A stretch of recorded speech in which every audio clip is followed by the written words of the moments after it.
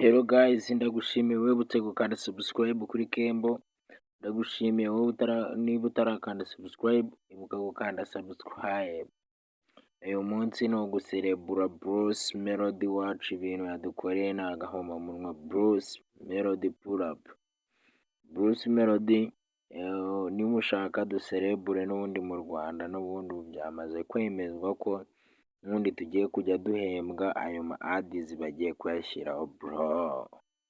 So guys, ibi ni ibintu byo kwishimirwa. Bruce Melody niyo muntu dukwiye gufatiraho urugero, niwe musaza n'ubundi mu gakino. So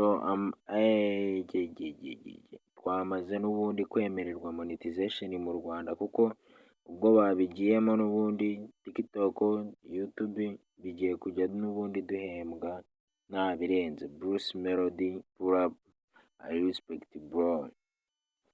Ibi bintu twari tubikeneye kandi tunabikenye. Bruce Melody pull up bro. Ibi bintu twari tubikeneye mu Rwanda, ntitwahembaga. TikTok ntitwahembwaga mu Rwanda, YouTube ntitwahembwaga mu Rwanda, twarindaga kuyashyira hanze, ama verification ni ibisazi.